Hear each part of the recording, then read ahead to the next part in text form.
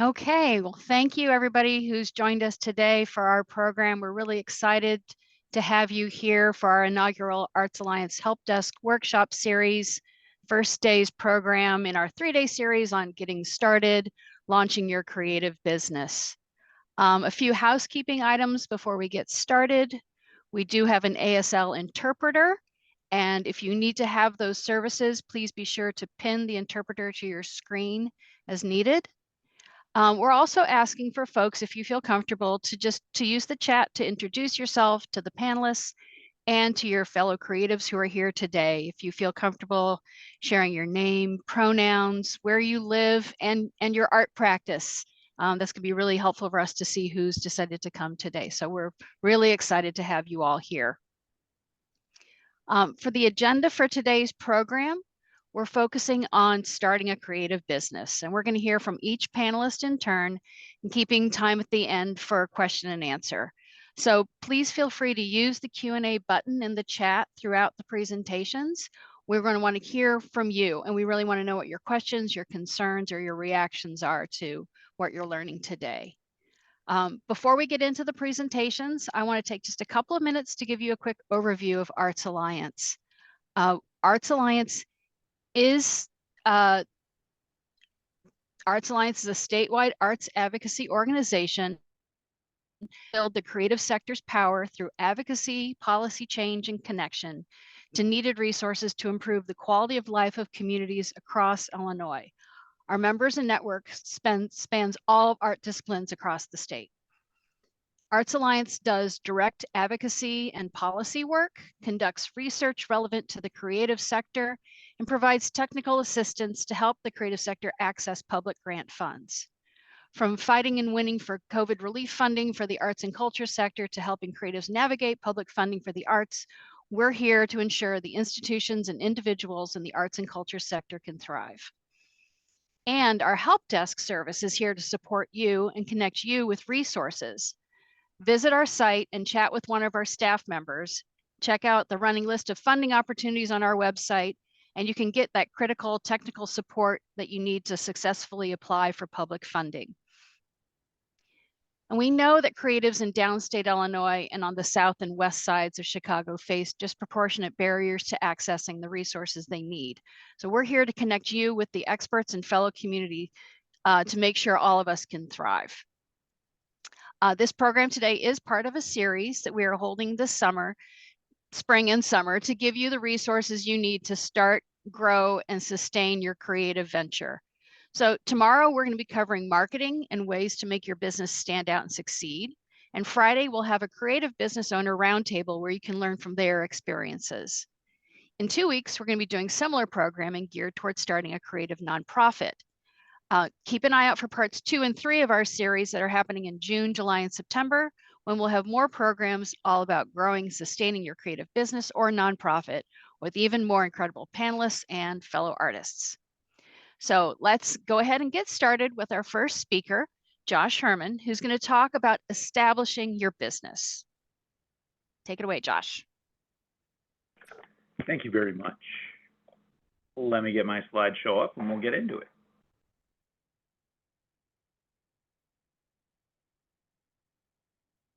Ideally, you should see legal considerations when starting a business.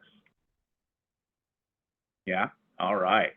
My name is Josh Herman. I am a partner at the law firm of Miller, Hull & Triggs. Among other things, I represent small businesses and employers with respect to all of their legal needs.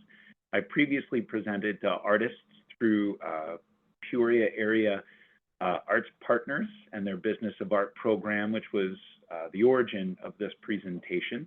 So I hope you find it useful. My contact information is on the front page, and I'm sure the Alliance can get you that information if necessary, but let's jump right in. Today, what I hope to talk about is that some very basic information that I find a lot of people are either unaware of or would be helpful to just reconsider as they begin thinking about starting a new formal business enterprise. And that's that our agreements are enforceable. The more clear they are, the more enforceable they are. Discuss a little bit about founders agreements before we go into business formation or business entity formation, and finally a brief discussion on professional services. A lot of people don't know that all agreements, as long as there's what's called consideration, are enforceable. At least in the state of Illinois, even oral and verbal agreements can be enforceable like a contract. So it's helpful to know going into starting a business, because you're going to be creating a lot of relationships with others and business dealings that may or may not work out the way you wish them to. And the good news is, if you've reduced those understandings to an agreement, you may have rights to enforce that agreement at law. Specifically, a contract, which is a promise from one person to another in which both receive something of value. The law enforces valid contracts so long as it's about something enforceable. You can't make a contract to do something illegal and then try and enforce it, much to the chagrin of many folks out there trying to buy drugs or do other things. Instead, the law enforces enforceable contracts. And the basic rule with respect to that enforcement is that the more clear the terms, the more likely a court will enforce it, especially if it's fair. So my advice to most new entrepreneurs is to put it in writing. While oral and verbal agreements can be enforceable and are enforced by the law, they lack that level of clarity, which is really what we're looking for when enforcing something at law. When it's put into writing, there's no he said, she said, there's no concern or vagaries, assuming the contract is well written. So my advice, if you are making agreements upon which you intend to rely, is reduce them to writing. A more clear and succinct promise is going to be more easily enforceable. So with respect to initial considerations, clearly written agreements, strongly enforceable under the law. There's a particular type of agreement when new entrepreneurs are looking to start a business, especially if they're collaborating with other entities, with other artists. It's the concept of what's called a founder's agreement. This is the steps to take before the steps you take when forming a business. They answer questions and define roles and remove uncertainty before you get into the weeds on certain things. And the answer is questions like, what are we going to be doing? Who's going to be responsible for doing it? Where's the money going to come from? How are we going to split up money if any profits are realized? Who owns what, etc. A lot of people say, oh, Josh, I don't need a founder's agreement. I get along great with my business partner, which is probably true. Things are always rosy at the beginning, but allow me to bore you with an example. Specifically, Facebook. You may recognize these gentlemen from a prior movie called The Social Network. They are the Winklevoss twins, who allegedly invented the Facebook with Mark Zuckerberg. And the movie follows their trail in trying to obtain what they believe is their portion of the company. But had they written down a founder's agreement between themselves and the other inventors, a lot of the questions that arose from their multi-million dollars in legal fees later lawsuit would never have been at issue. Think of their lesson as you go into your own enterprise or initial venture, and try and consider whether or not it would be helpful to enter a founder's agreement. Answer questions before they arise, and while everyone still gets along, it's always better to agree to these difficult concepts while you're acting as friends, as opposed to later when you're bitterly fighting as enemies. Talk about ownership, rights, things you can and can't do. Are certain people allowed to commit the enterprise to a contract? Are you allowed to go out and make deals if you are not the primary person on the project? If you can allow those allowances, do you want to limit them in any way? Is there a certain threshold for how much they can contract for? Are there going to be non-competes or non-disclosure agreements? And if so, what do they look like? How long are they going to restrict the individuals? About what are they going to restrict the individuals? Are you allowed to bring other people into the enterprise so that they have a belief they have part ownership? Are there additional details that would be helpful to address at the outset, such as timelines, funding? Is there any investment required? What about the purchase of materials for a large project mural that everyone's going to be going in on, etc.?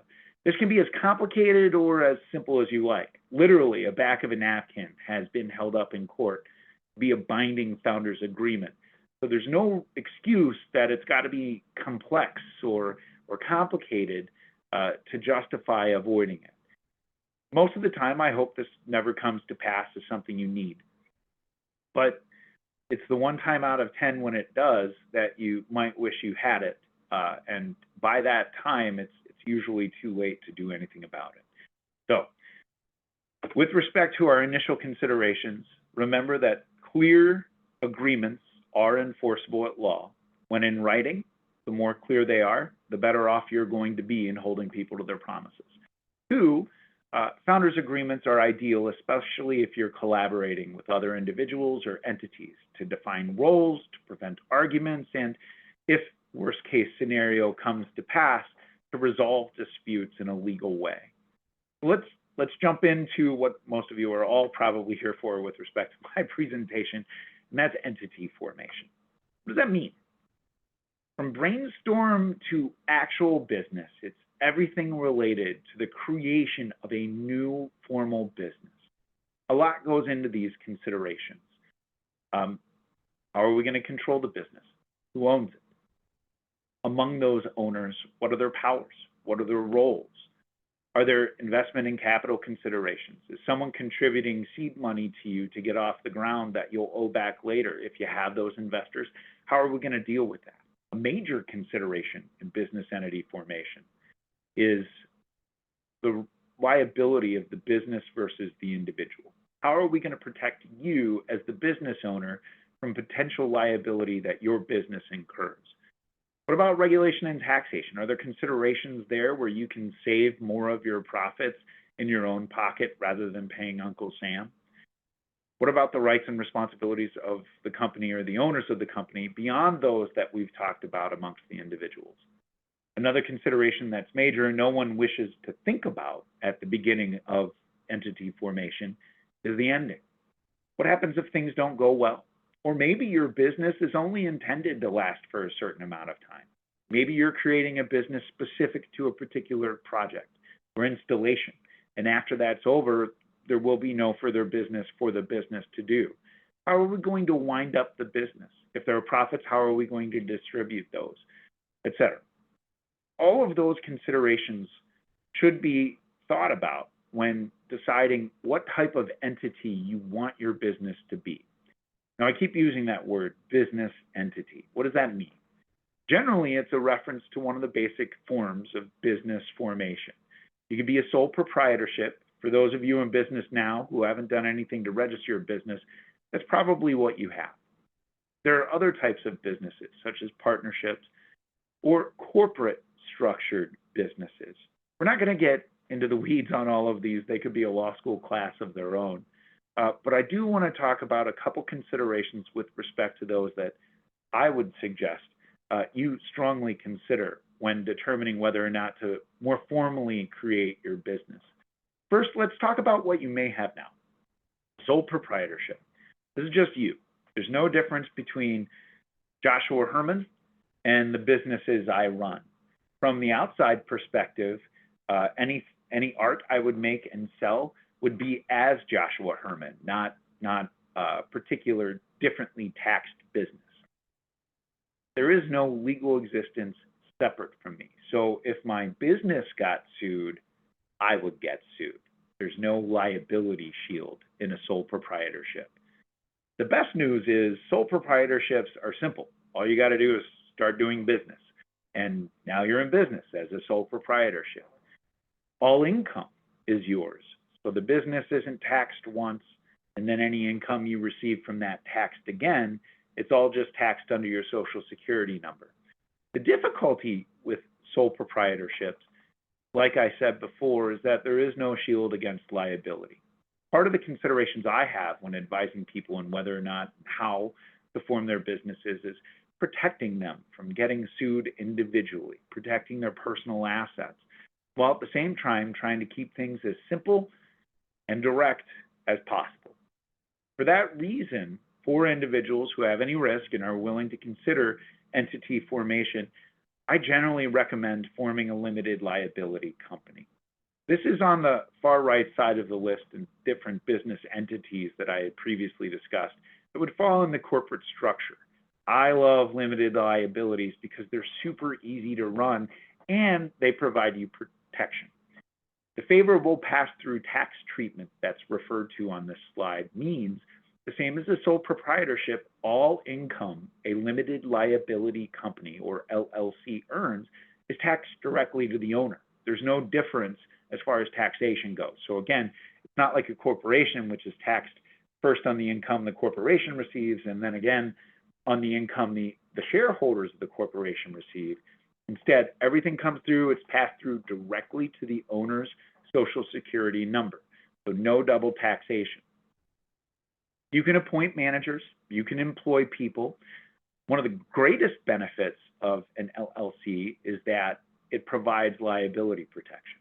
If your business is sued, that is against your business, not you. So if there is any liability, the buck stops at the business. You don't need an agreement if you're creating an LLC with someone else. You can have more than one owner. But I encourage them, again, with respect to our conversation about founders agreements, the more clear and understanding at the beginning, the more clearly enforceable will be later. And if you don't have an agreement with your fellow owners, that can lend itself to disruption or disagreement in the future. So benefits. Limited liabilities companies are pass-through taxation. You don't have that double taxation. You can be directly involved in managing it, or you can control it by hiring others to do so. There isn't any housekeeping. You register it first. It costs about $250 to register through the Secretary of State. Anyone can go on that website and do the automated registration online. And it provides that liability protection that we were looking for. There are a couple drawbacks. There is a cost. Unlike a sole proprietorship, you do have to pay that registration fee, and then it's about $100 every year thereafter. The other drawback is, like a corporation, someone can pierce through what's called a corporate veil if you don't appropriately run that business. In other words, you have intermingling between your personal funds or the business's funds and each other. Run your business like a business. Keep your money in a pot dedicated to the business. Pay out costs from that account. If and when you're ready to receive income from that business, pay yourself from that account into another one. It's when we commingle our business's accounts as if it's no different than our personal checking account that we can lose the liability protection of creating a formal business entity like an LLC. There is a slight additional cost over the sole proprietorship, like I mentioned. And another drawback that's sometimes discussed is that LLCs are relatively new. And by that I mean they've only existed within the last 30, 40 years, depending on what state you live in. That means that the law that exists out there hasn't been as fully developed or refined, say, as corporate law, whereas the Corporation Act has been on the books for over a century. I don't think that's a big deal. It should not dissuade you from considering an LLC. In fact, it is my recommendation that anyone looking to do a business in which you have potential exposure should absolutely consider a formal entity formation. And an LLC is by far the easiest to set up and run in a way that protects you while allowing you to get down to the business you'd like to conduct, as opposed to the business of business. That's what I wanted to say about entity formation. And one note of caution before I wrap this up quickly to get us back on task. There are several things that I've seen folks do when creating a new business that I'd advise against, or at least advise you consider before making those mistakes. And that's not considering a formal business entity and continuing with the sole proprietorship. I'll just get around to it. I don't want to spend the $250. Next thing you know, it's 2-3 years later, you're doing tens of thousands of dollars a year and you get your first lawsuit, or your first employee wants to make a claim against you. And then what do? Not knowing about regulations and compliance. The state of California has a law called Prop 65, which requires warnings and labels be placed on products if they can cause cancer. The regulations are deeply involved. But let's say you're in the business of mixing your own pigments and selling watercolors, for example. Packaging, labeling requirements will apply to your business the same as they do major retailers.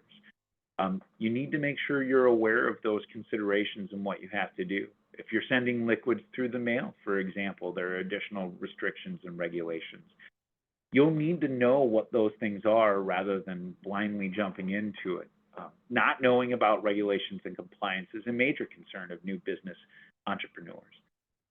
The first time you hire an employee is probably going to be an extremely trepidatious moment for you. Making matters more complicated, there are a significant number of laws that will apply to you as soon as you hire your first employee. Knowing those requirements, knowing you have to register with the state of Illinois, for example, whenever you hire a new employee, is going to be invaluable for you in making sure that you employ individuals in compliance with the law.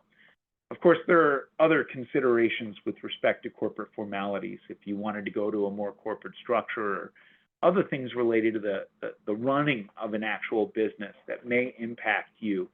And the problem is, if this isn't what you do, you don't know what you don't know. So my advice to you in starting a new business is to accept that you're good at what you do in the art world and the creative world, but there are other people who are equally as skilled and talented at the various areas of professional need you may be.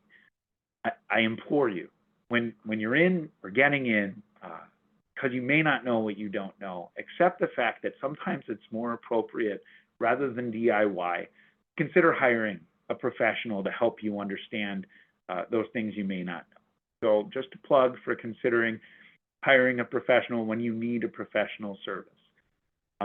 It's really weird for me to present without seeing my audience, but I hope that some of this information was useful, and I look forward to trying to answer some of your questions to the extent you have any when it's time for the Q&A.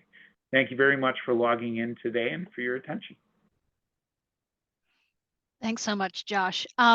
Actually, there are two questions for you that I want to hit on now because they're definitions of some terminology you used. Someone asked, what does pass-through tax treatment mean? And then also, what does maybe pierced mean?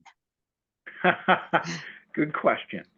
Pass-through taxation is what I was talking about when there's no double taxation, when the business isn't taxed first, and then the individual, when they receive profits from that business, is taxed on their income. Instead, all of those profits pass through to the individual owner, and it's only taxed once. That's generally preferable, especially in small businesses. There are rare times when I found a small business owner who would benefit more from a corporate structure with the double taxation. That's why I direct most small businesses to the LLC. It's easiest to register and run. The taxation treatment is most beneficial. There might be other considerations with your business, especially if you're running a nonprofit charity or something like that, where there are other considerations with what's going to go on with your profits. If you're a small business and you're looking to protect your income as much as possible from taxation, you want an entity with pass-through taxation. The other question was about piercing the veil, or maybe piercing. And that's the veil is this legal fiction that we use to describe the protection a business entity gives its owners and shareholders. When you're a sole proprietorship, there is no protection. It's just you. So if your business gets sued, if Josh Herman's business gets sued, Josh Herman's getting sued. That's not what we want. That's one of the reasons that we form a business entity. And that protects us with this veil, this corporate veil. You can lose that protection if you don't run your business like a separate entity from yourself. For example, that's one of the things I was talking about, not commingling funds. You want to treat that business as a separate entity from you and not use it like a slush fund. That is one of the #1 ways business owners can have the corporate veil pierced so people can get them directly in liability. In other words, running your business correctly can help protect you from future lawsuits. That's what I was talking about with maybe piercing.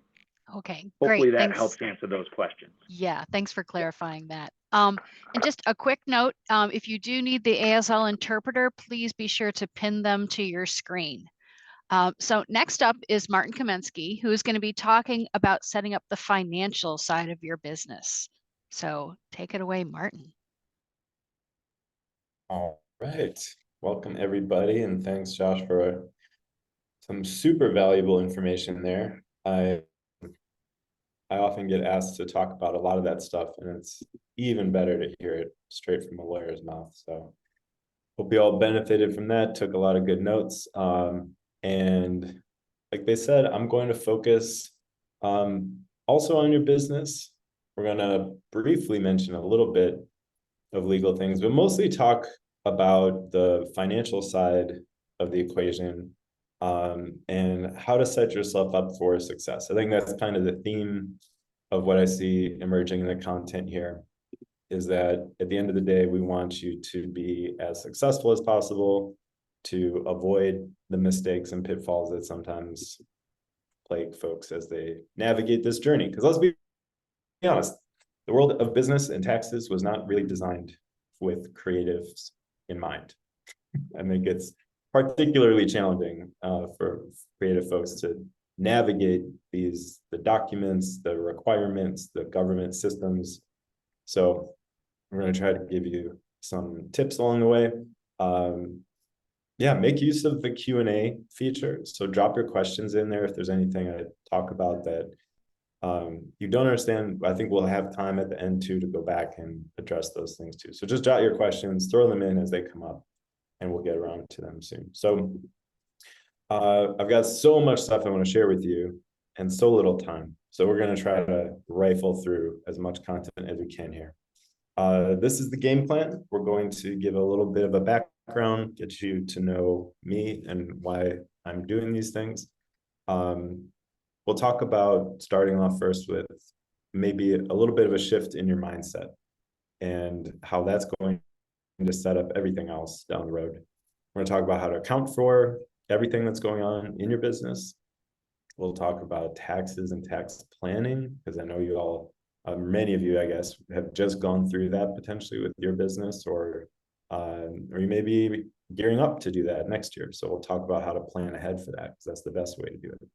And then I'll give you some free stuff at the end, because who doesn't like free stuff? So starting off, a little background with me. This is Poland. That's where I was born. That's fun. This is Milwaukee, Wisconsin. That's where I grew up. That's where I went to high school, college. So we came to the Midwest when I was pretty young. This is me running my first business, my first accounting firm, and picture that my mom took of me. I can't believe there was that much paper happening in an office back in the day. And this is my family now. So, well, I guess 2020, circa 2020, we are heading out for a walk. This now is a picture of my wife and 3 kids. And they're a very creative bunch. We all are. My wife and I actually both worked in theater. My kids are all artists and creatives and in theater and doing music and a lot of stuff. So this is part of my life and my work. Talking about this mindset shift that we're trying to have you make, right? The first thing I want to point out is the question and difference, the distinction between a business and a hobby. And what is that difference? And why should you even care? And the root of this is that, as far as the IRS is concerned, their distinction between what happens when something that you're doing is a business and a hobby, it can have an impact on how that activity gets reported on your tax return. So ultimately, it can make a difference in the amount of taxes that you're going to owe at the end of the year. And what we're trying to do is, if possible, set you up in a way to get the best advantage for yourself as possible in this situation. So a lot of us, especially if what you're doing professionally is a creative endeavor, a lot of us are doing things that are sometimes coming from a hobby. Like maybe you had a hobby that evolved, a passion for writing that evolved into a writing career, or a passion with visual arts that evolved into being in the business of doing that thing, right? And like, where is that line? How do we know when something changes from a hobby to a business? And in a lot of ways, it's up to you. In a lot of ways, you can decide that as of now, I'm choosing to treat this as a business. And the difference, a lot of what that difference comes down to is how you think about it and the actions that you take to treat it differently, to treat it like a business. We're going to outline a few important things that you'd want to think about that help support the idea that you're treating it like a business. But it sort of boils down to whether you're doing this for the pursuit of profit, right? Like, am I doing this to try to make money at it? And the IRS will generally let you try for a while. They'll let you try for usually up to 5 years of losing money in a row without making any profit before they'll probably pull you over and say, you know what? I don't know if this thing is so much a business. We're going to recategorize it as a hobby because it seems like you're not actually making money. And then you'll end up with hobby treatment. But if you do get that business treatment, it can be beneficial to you, especially as you're getting started. So what are some of the things that we can do to try to bring our real life experience in alignment with this idea that you're treating this seriously, you're treating it like a business from now on? One of those things is very simple, very free, is you can go get an EIN number, an employer identification number from the IRS. You can access the online process, the online form from the IRS website, irs.gov. And this EIN, this employer identification number, I want you to think of it as a social security number for your business, right? Any of you who've been engaged in creative work, especially as contractors, you may have had to fill out a W-9 at some point in your life where people were asking you for your name, address, social security number, in order to pay you, right? Knowing that then at the end of the year, if they paid you over $600, they'll be sending you that 1099 form at the end of the year, telling you and the government how much money you made, right? Well, unless you are like the kind of person who just loves sharing their social security number all over creation, it might be beneficial to you to instead replace that, like mask your personal identity a little bit by using this employer identification number for your business activity. So it's safeguarding your social security number a little bit. You can also attach this to your bank accounts. So that will connect your business banking to this number instead of your own personal social as well. And it's just one step in the process of setting some of these things in motion that show you're making this pivot. The next thing, since we're talking about banking, is I want you to start thinking about separating your bank accounts, right? You may be right now in a process where you're commingling the activity that's happening in your business with the stuff that's just your personal life, right? It's all happening in one account. And it's, again, going to help us support this idea that I'm doing this differently. I'm treating this as a business now, to have two accounts. Let all the deposits coming in from your creative pursuit go into that business account first, pay all related business expenses out of there, and then just transfer to your personal account money that you need to support your life, right? It also makes the keeping track of everything a lot easier, because if all the business stuff is in one container, I'm not having to sift through and remember which Starbucks receipt was from a meeting for something work related, or when was that just me, right? We don't have any of those questions anymore. It's all very clear. You want to start keeping track of things, keep records and receipts of the money that you spent, the money that you're invoicing from other people, right? You want to have something that backs up the activity in some form of recorded form, right? We're going to give you some different options for how to do that later on. And last, like I mentioned, you want to be doing this in order to make money. And I know this is a complex topic for people in creative pursuits, because often it can feel sometimes at odds with why you're doing what you do, right? We're telling you, you need to be doing this to make money. It's like, well, I would do this even if I wasn't making money. And that's the beautiful thing about what you get to do for a living. But we also want to make sure that you're taking advantage of the benefits that come to you when this is treated like a business. And then you want to make sure you're also doing some of the legal things that Josh was talking about earlier, making sure you're choosing a legal structure that's going to support your activity and the tax treatment that you want.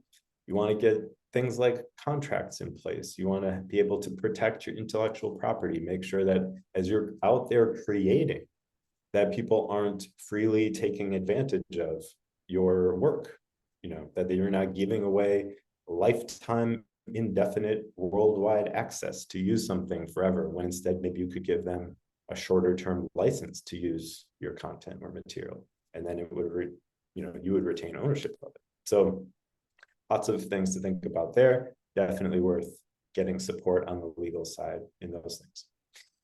We want to account for everything that is coming in and out, and why. Like, why should I even care? Numbers are a pain in the butt. This is not what I love doing. Spreadsheets give me headaches.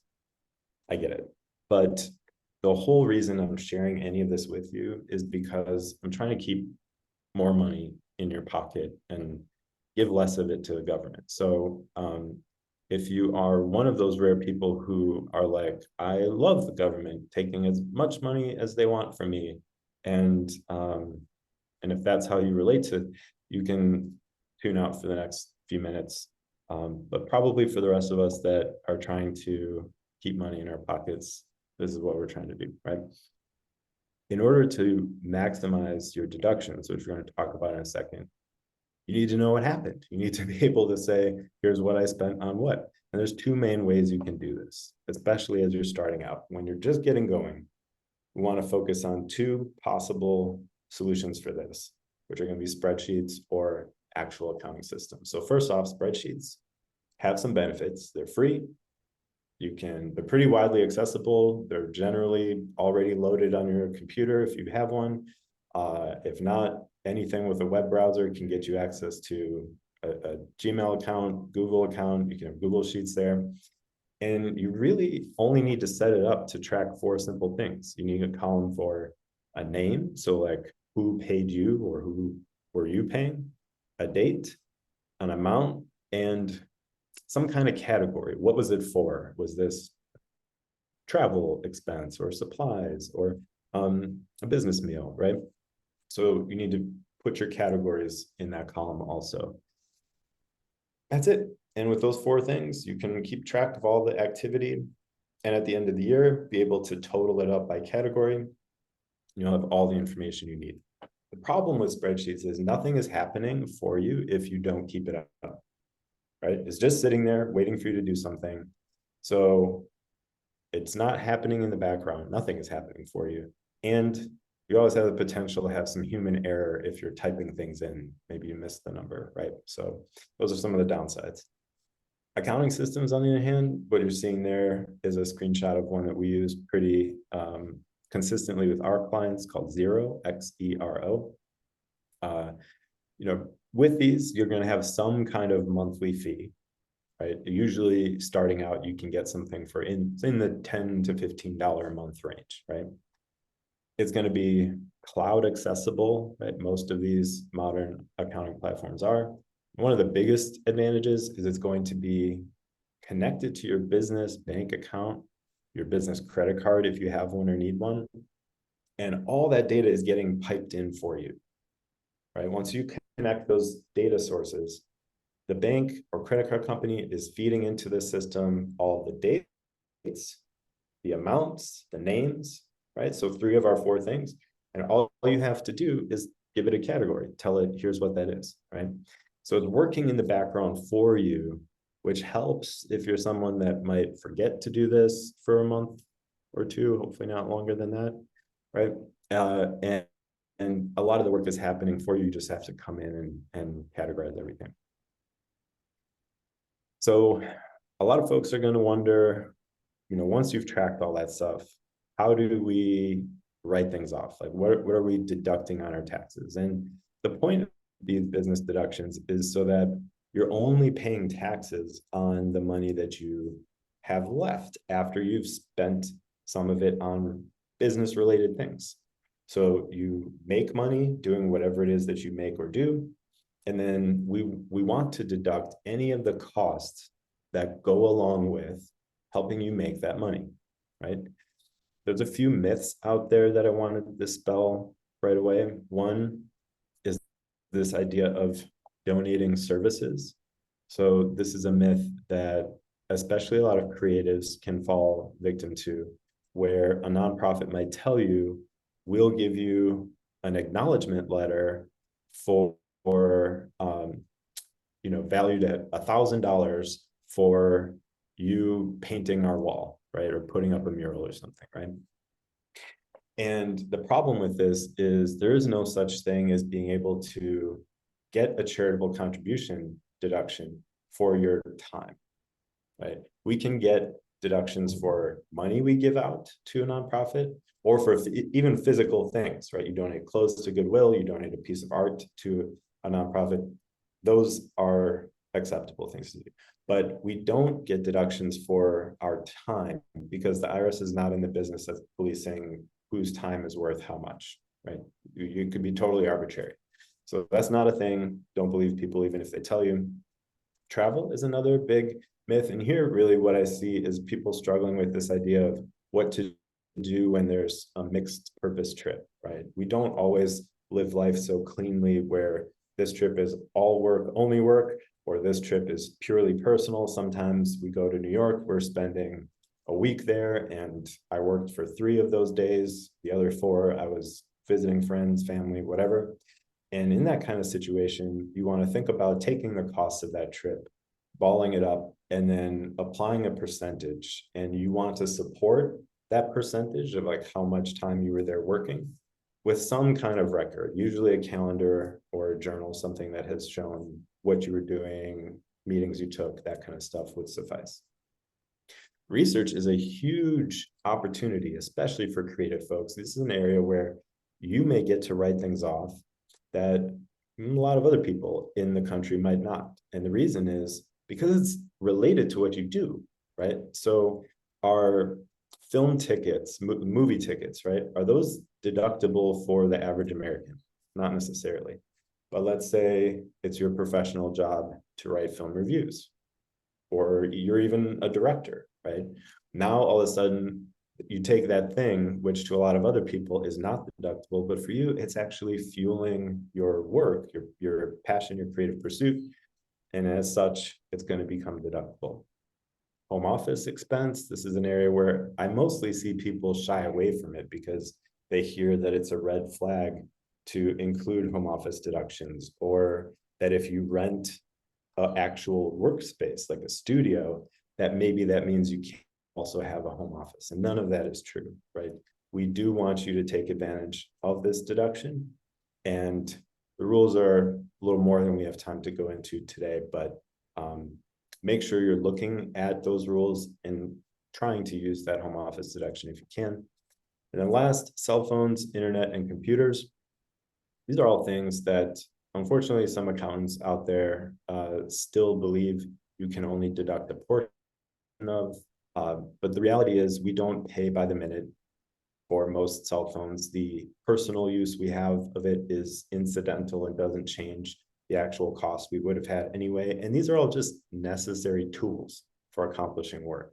You could not most likely do what you do and be in this profession if you didn't have these things. So it would be 100% deductible cost. Last but not least, I want to share this idea of the golden rule of writing things off. So here it is. Did I have to spend the money that I spent in order to make the money that I made? This is valuable because instead of trying to give you a laundry list of deductible things, I want you to kind of teach you to fish. I want you to get the philosophical idea of what a deduction even is. And this is it. It's if you had to spend this money in order to generate the money that you made, that's a deductible expense, right? It almost doesn't matter what it is. There's some very rare exceptions, but generally speaking, that's what we're aiming for. Now, as far as taxes and tax planning go, when it comes to planning, you can generally choose one of 2 percentages, 20% or 30%. And the difference here is the 20% number is going to be of your gross income, right? So if you have no better data, you have no better way of planning, and you want to still save something toward your taxes that you're going to owe, 20% is not a bad place to start from. Or if you do have information like, here were my deductible business expenses, here's what I think my actual taxable profit is, you can use 30% of that smaller number. So a bigger percentage of a smaller number that will get you an even more accurate gauge on how much you should be setting aside. Generally speaking, you're going to make quarterly payments for the IRS and the state. And just a quick caveat, while we definitely don't have time to go into the details of it, don't forget about sales tax also. So if you sell tangible physical things, there's something that you need to look into there with the state. TaxJar is a great resource. They have actually very easy to understand articles. You can click through state by state and get all their rules and regulations. They put out a ton of information for you for free, even if you don't use their services. So really great content there. All right, and that's it for me. I'll leave a couple of these links up briefly, but I know that the Alliance is planning on sharing out the slides as well after this, and so I've included those links there. You've got a link to our site, some courses, even a free spreadsheet accounting system that you can download and use for yourself if it's handy. So with that, I will hand it back over. Thanks so much, Martin. And yes, I encourage folks to check out the MYB, which is Minding Your Business course that Revel has. I've been able to access those and they've been really helpful. Just a quick reminder for folks to keep putting your questions into the Q&A. We've got a good list going here, so we'll have some time at the end to answer those. Excuse me. Our third speaker today is Teresa McCloy, and Teresa's going to talk about how you keep your focus on what matters while you're running your creative business. We've been learning a lot about the legal side, the financial side, but how do you kind of keep the spirit side going? So pass it on to you, Teresa.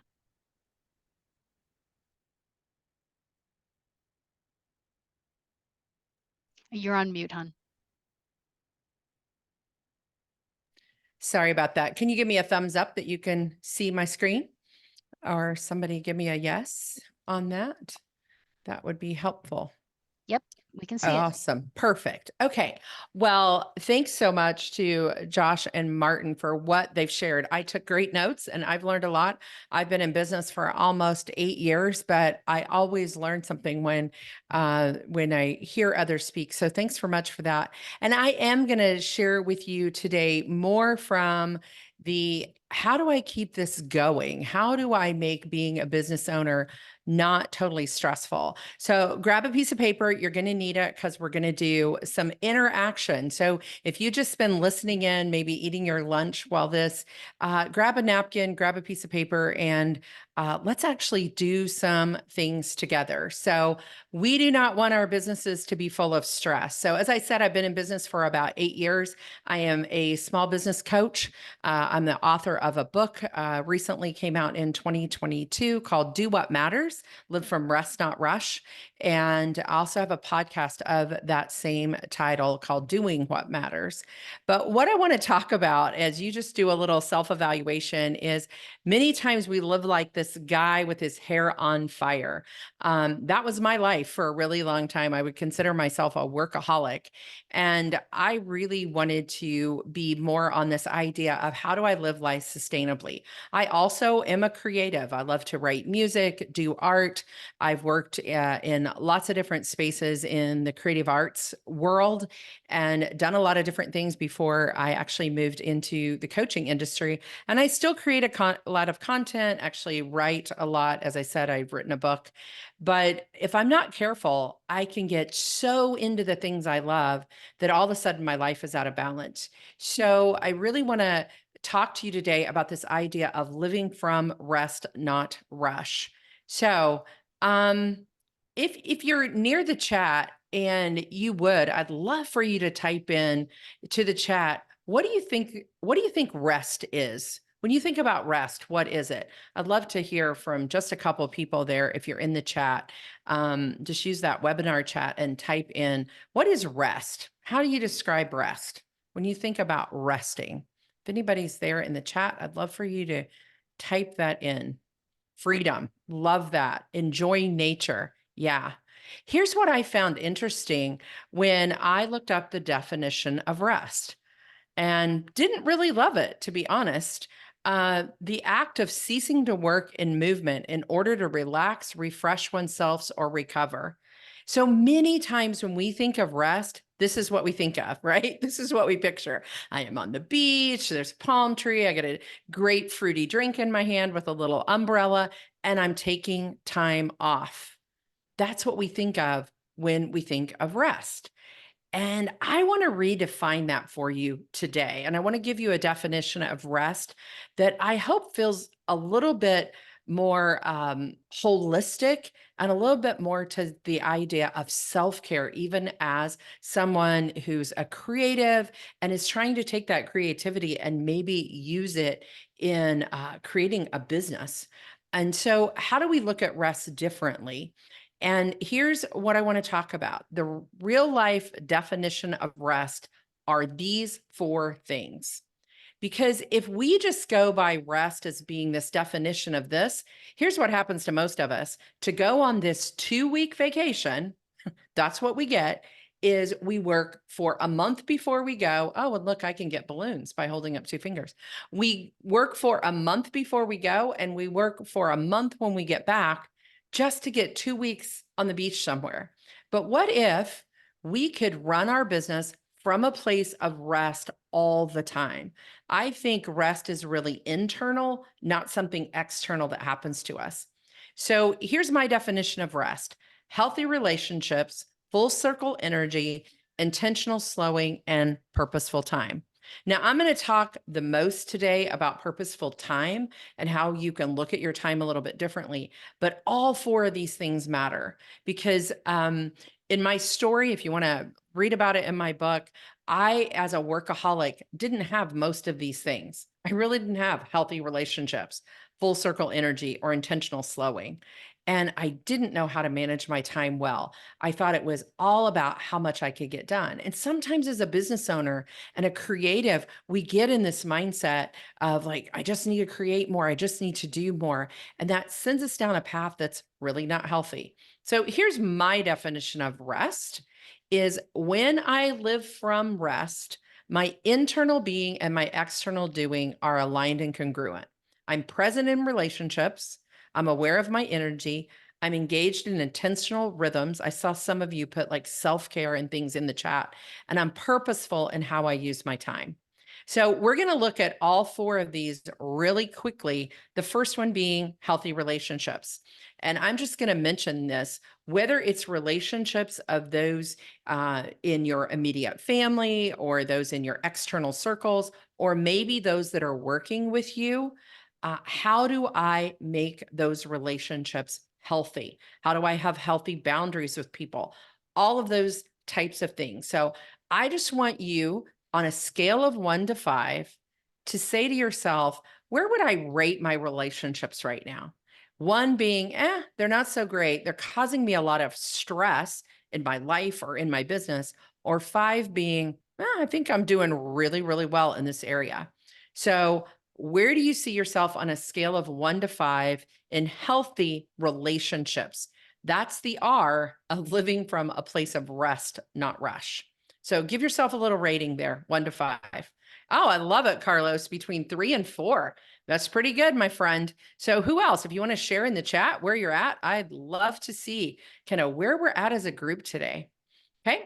So while you're putting that in the chat, I'm going to go to the next one. And I'm not going to spend a lot of time here because this is a really deep subject, but full circle energy to me is these 3 things: the head, the heart, and the gut. We have intelligence in all 3 areas. We have intellectual intelligence that we can pull from. oh, I love this part for creatives.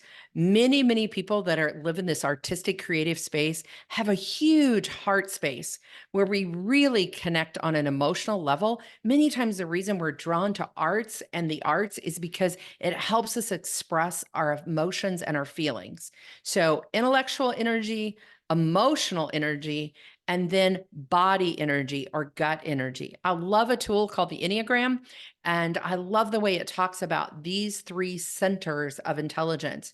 So our part is not getting stuck all in our head, all in our emotions, or all in our bodies. Our bodies keeps a score many times. If you're feeling stress in your shoulders or ulcers in your stomach or a tightness in your muscles, many times that's your body trying to tell you that it needs a little bit more self-care and a little bit more rest. So on a scale of 1 to 5 again, how do you feel about how you access those 3 centers of intelligence: your head, your heart, and your body? Are you like, man, I didn't even know I had 2 other centers, I'm going to give myself a 1? Or, yeah, I think I really do check in. So, Andrew, I love it. 3.5, not just a 3 or a 4, but a 3.5. That's awesome. Okay, let's go to this last one. And remember, we're trying to live from rest, not rush. So, one of the things is intentional slowing. How do I know how to take a day off, how to take a weekend downtime, to maybe get away from what I create all the time and do something completely different? I'll give you an example. Now, I am a business coach and I work with people all around the world. So I spend a lot of time in front of a computer and a lot of time online.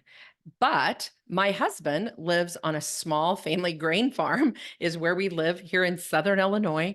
We're 5th generation family grain farmers. And guess what? He spends all of his time outside and working.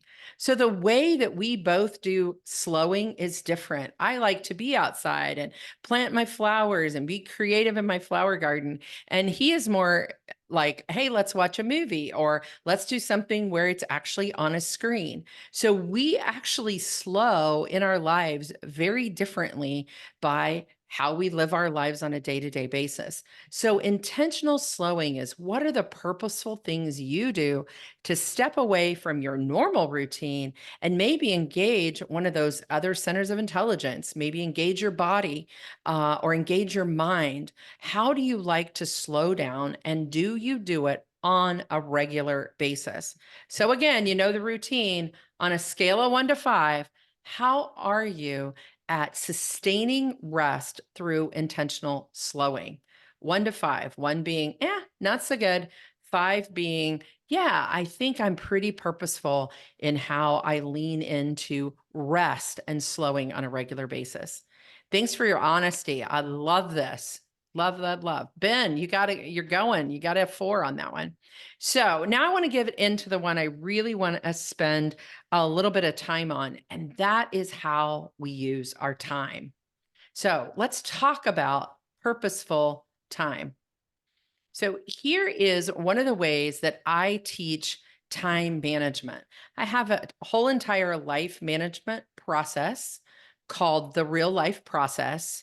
And one of the things we teach is time management. Now, I teach it a little bit differently. I think about it as stewarding your time. We have so much time given to us every day, every week, every month, and every year. And so, how are we going to manage that time? Most of you are probably doing a really good job. But you know what we often say is, we say, I'm so busy. Someone says, how you doing? And you say, I'm great, but I'm so busy. And you know what? Your mind hears you say that over and over again. And over time, it starts to believe that you are busy. Your heart rate goes up. Your brainwave activity goes up. Everything happens that convinces you that you're busy. But what if we just looked at time a little bit differently? And here's the 4 ways I want you to start thinking about time a little bit differently. And these are the 4 time blocks of the REALIFE process: present block, people block, project block, and prep block. So let me talk to you about each one of these a little bit and give you just a quick framework of how you might look at these. And I do believe they go into your calendar in a certain order so that our lives can be much less stressful. The first one is present block, time for your own self-care and soul care.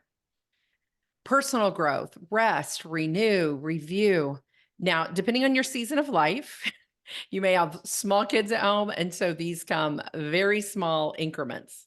You may have a season of life where you're an open nester. I don't say empty nest, I say open nest, where you have freedom and a little more time for these kinds of things. But on a regular basis, 3 to 7 times a week, do you have some time set aside? Depending on your season of life, it may be different, but present block goes in first. Early morning, night, exercise, noontime walk, whatever it might be, maybe reading a book on your business and how you're going to grow it. Maybe it's taking one of the courses that Martin has or Josh has, or learning. That's all taking care of self, feeding your mind, your body, and your soul. The second one that most people do not talk about in time management is people blocks. Now, I learned this the hard way as a workaholic. I made time for everything else, growing my business, doing all the things, volunteering, creating, serving on all kinds of nonprofits, and forgot about the people that really mattered in my life. So I want to tell you that the second thing that goes in your calendar is time for those that are important to you. Now, I have a whole thing that we could teach you about boundaries and who should be in your life and out of your life and how you decide who are life-giving relationships. But make sure on a regular basis that you have some time blocked for those people that matter to you, that you've set aside that time. My husband and I have a date night every Friday night, and it is just for that reason of spending time on a regular basis. And you would say, should you have to do that? Should you have to put time on your calendar? Absolutely. I think it's important to block out that time for those that matter. You might even put a block down and not even know who's going to be there. Maybe it's a lunchtime block that you have for somebody. Guarantee somebody's going to text you or call you and say, can we go to lunch? And you're going to go, yeah, I have time. I've got a block right here. It's got your name on it. So how are you scheduling time? So the first 2 blocks we've talked about are people blocks and present blocks. What do they say when you fly, right? Put on your own oxygen mask and then take care of those around you. That's what we just did inside of our calendar. We wanted to make it as stressless as possible. The next one I'm going to talk about is something called project blocks. Now, for many of you, you are doing the business you're doing as a side business that you're creating, and you might be doing something else full time. So you need some time in your calendar for things we call projects that you're working on inside your business to move your business forward. And won't spend a lot of time here, but you have to set aside some time, a couple of times a week, a couple of hours a week to work on these projects. So they could be business projects, they could be personal projects, but things you want to move forward in your life that you're giving some definite time to. And here's the last block. This is the one where we go to this one first, and then we've wasted our whole day doing prep block things. These are the tasks, the everyday, ordinary things that we have to do, but sometimes we get in our inbox, our email, or our text, or social media, and we never come out. It's like, man, where did those 2 hours go? So instead, put a beginning and end time to prep blocks.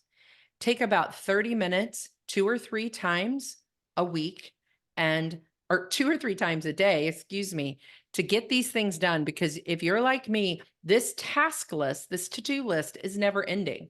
So add things to your list and mark them off as you do them, but give this time some boundaries. I often talk, because I live on a farm, about a jar of pickles, and we put things in the jar. And if we put the things in the wrong order, we have a jar of juice and no pickles in it. So think about as you put your pickles in the jar, if this is your week and you have prep blocks and people blocks and project blocks, and present blocks, they all belong. But we have to put those in first, or it overflows and the jar explodes. All of this is so we can have some margin in our day for those memories, those important things to be created. We want to create memories. So here we go. Time is our last one. Give yourself a rating 1 through 5. How you doing with your time? 1 going, ooh, I need to go back and look at my calendar so that my life feels full and rich and rested and not stressful. Scale of 1 to 5. How are you feeling? So remember, our definition of rest is it's healthy relationships, full circle energy, intentional slowing, and purposeful time. When I live from this place, my internal being, my external doing are aligned and congruent, and I am present in my relationships, aware of my energy, engaged in intentional rhythms, and purposeful in how I use my time. This is part of what I call the real life process, which is a life management process that I've shared with you on how you can live a stressless life. And here's the reason why I had to flip my life. You can see all these pictures on the screen. I live every day to say, what is the extraordinary moment that I've had today? Every ordinary day has an extraordinary moment. We just have to look for them. So I'm excited to do a little bit of Q&A. If you want to connect with me, here's all the places and all the spaces where I hang out, my website, Facebook, YouTube, Instagram, all the things. And I will turn it back over. And I wish you a life from rest, not rush. Thank you so much, Teresa. That was so great to see everyone's ratings on your, what I'm calling your rest scale. I don't know if that's what you've named it, but Sounds great to me. That was really great to see where everybody's coming from. On a reminder, we do have some time set aside here, about 15 minutes for question and answer. If anybody wants to pop a fresh question into the Q&A, we've had a lot coming in and our speakers have been answering them in real time, which is great. But there are a couple I want to highlight that we really talk about. I think one of the ones that came in a little early on was about whether or not you should be creating several LLCs if you've got lots of different irons in the fire. I'm sure a lot of our listeners probably have 2 or 3 ventures going on. And so, Josh, I'm wondering if you could to address this, whether or not that's something smart to do or not necessary. Sure. The reason we advise business formation in the first place is to protect your assets and entities. So if those various things are still related and not in entirely clearly separate pots, there's really no need to create multiple businesses. The reason you want at least one is to protect yourself. If those businesses have different interests or can be clearly defined in separate pots and you're worried one could expose another venture to potential liability, that's when you look at having more than one business.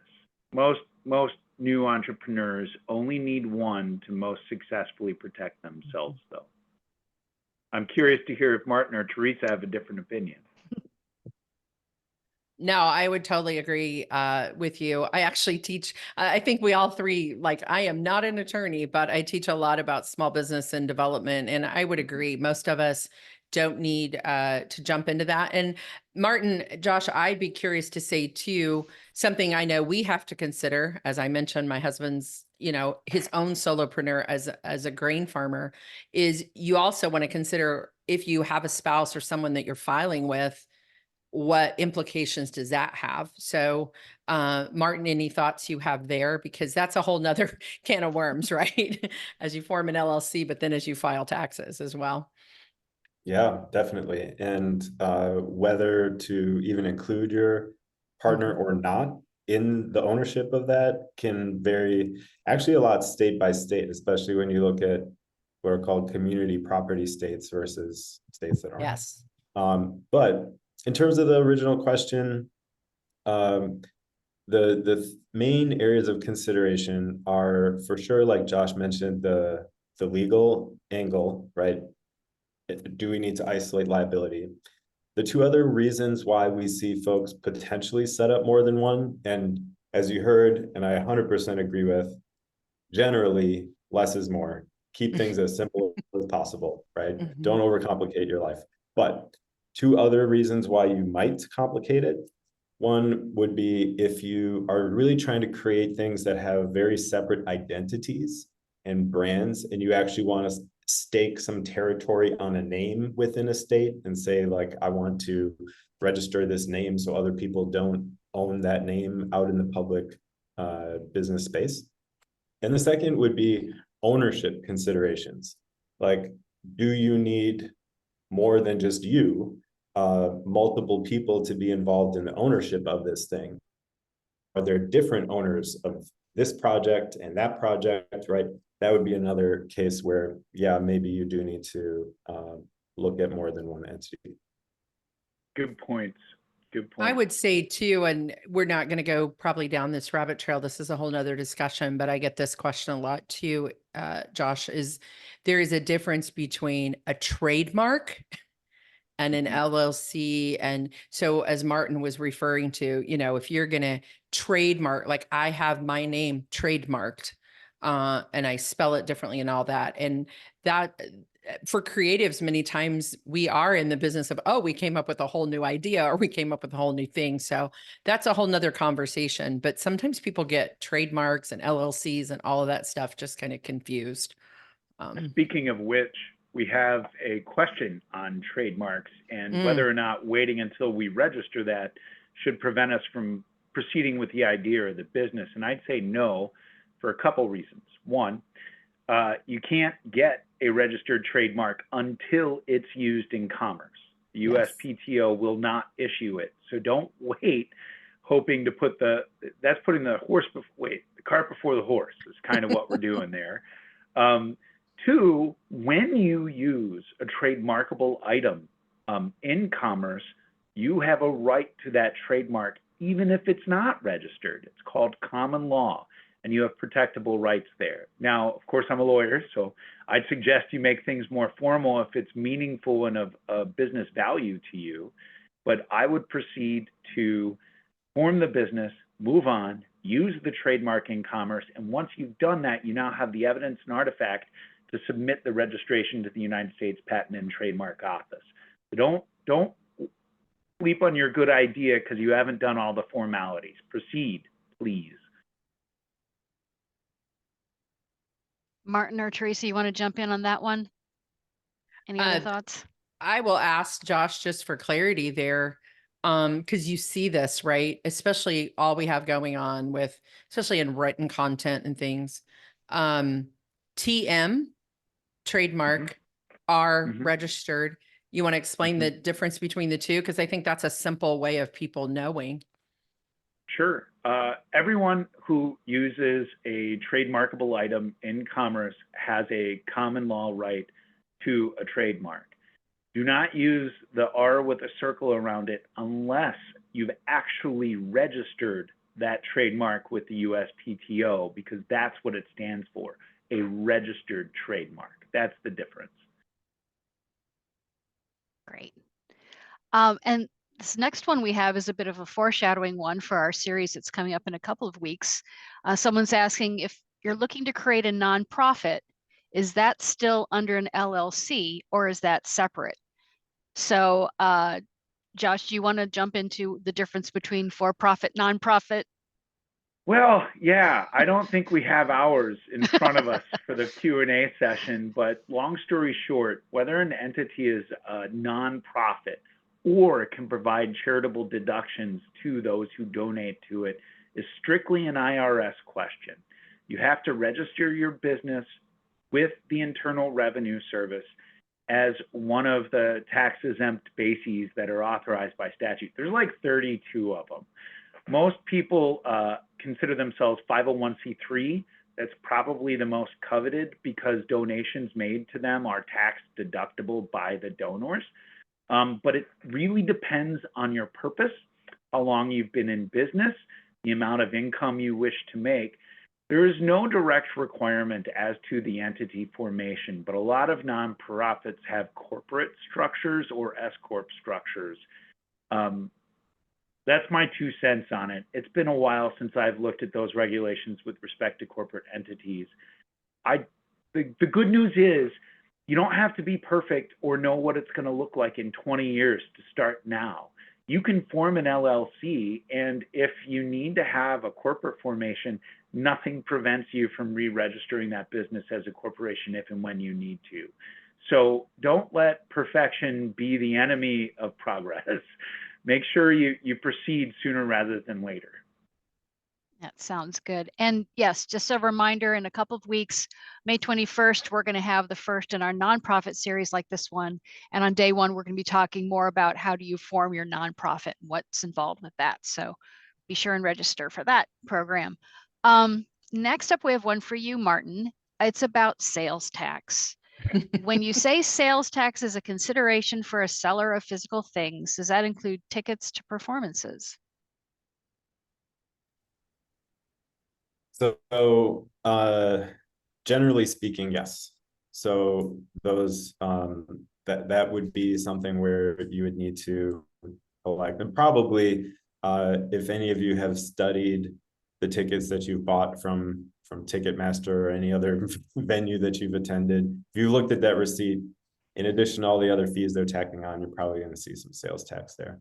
The interesting thing is that with performing arts venues in general, I would say you have a whole host of different kinds of taxes and fees that may apply to you depending on what you're doing. If it's only a ticket to a seat, or if you also are selling food there, or if you're selling alcohol there, right? And these taxes can be layered on at the state level, at the county level, even at the local city level. So sometimes even the city that you're in will tack on an extra tax specifically for that. So if you're in that venue kind of space, you're going to want to talk with an expert about specifically what are all the things I need to be aware of and track in the licenses I need to get ahead of time before I sell that first ticket. Everybody's nodding their head. All right. You knocked it out of the park. Yeah, great answer.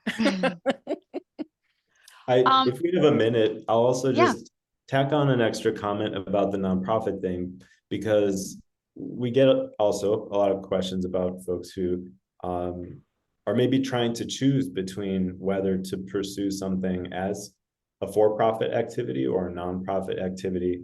And while there's definitely fits to the nonprofit world in the sense that you've got access to grants, you are able to give people that charitable contribution acknowledgement, that donation acknowledgement letter when they give you money as a donation so that they can write it off. So there's advantages.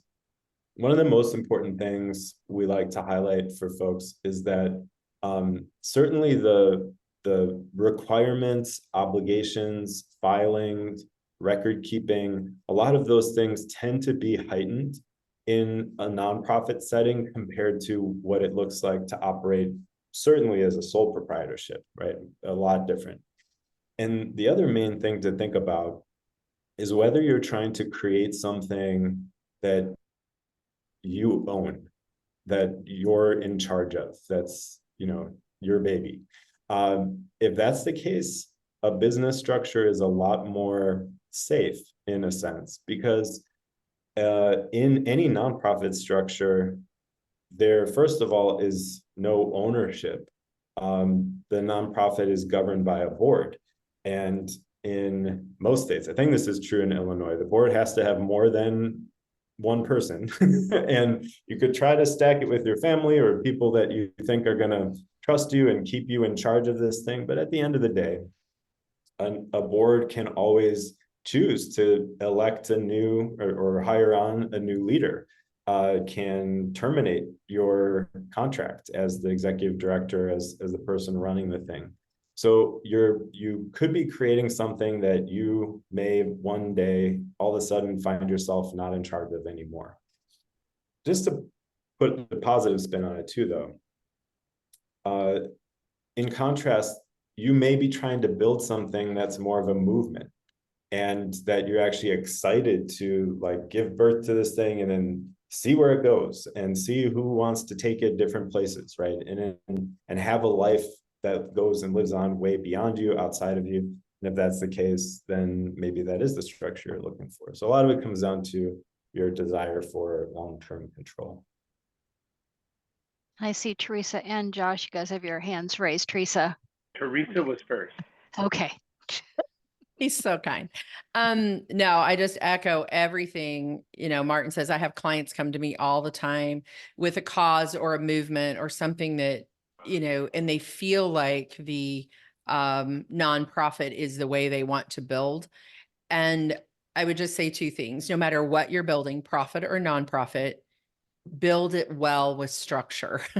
Build it just like it was a business. Don't think, oh, because it's nonprofit, this is going to be easier. It's actually harder. There's actually so many more hoops. And I love what Martin says about, do you really want to own? I mean, this goes, into good coaching, good mindset work of what is the ultimate that you want?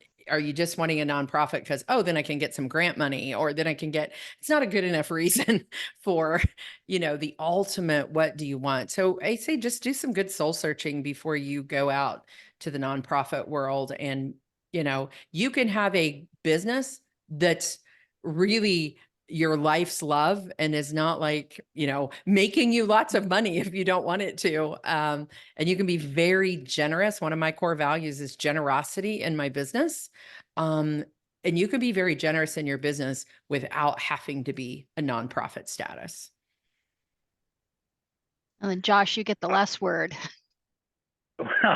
Okay. Two things I want to say about nonprofits. I misspoke a little earlier when I said it's entirely a function of the Internal Revenue Code. It's true.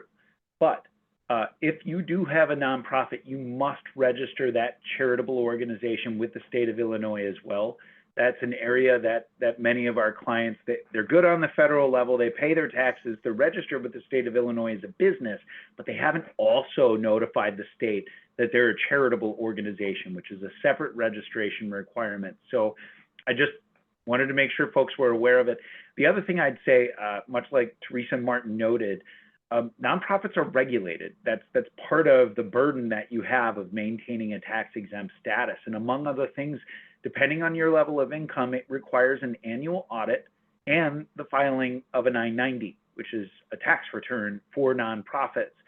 So if the goal of your business is to simplify, and we're looking for pass-through of your income, for example, a nonprofit's not the way to go for many reasons, not the least of which is you're going to have double paperwork, because that business cannot get away without filing its own tax return.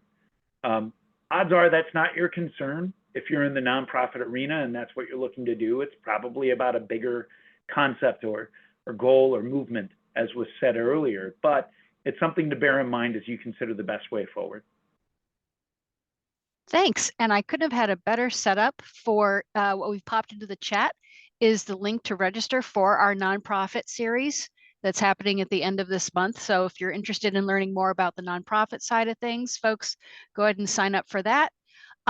Just real quickly, thank you so much to all of our speakers for today's program, for everybody for attending. A reminder, we have our day 2 tomorrow is on marketing and learning how to tell your story and standing out with your business. And then on Thursday, we're going to have a creative business owner roundtable. That's going to be a facilitated conversation with folks who are already, they've started their businesses and they've got some stories to tell and some lessons learned and tips. So that's going to be a really dynamic program. Make sure and look for our other series that we've got links to, and we'd really love to hear from you about today's program, about what things you'd like to learn about, what other questions that you have. So I'm going to go ahead and pop into the chat the link that we have for our help desk, because you can always reach us at the help desk for any questions that you have or any things that you're looking for support on. So there's support.artsalliance.org to reach out to us. So thank you everyone for coming today and enjoy the rest of your day. Thank you.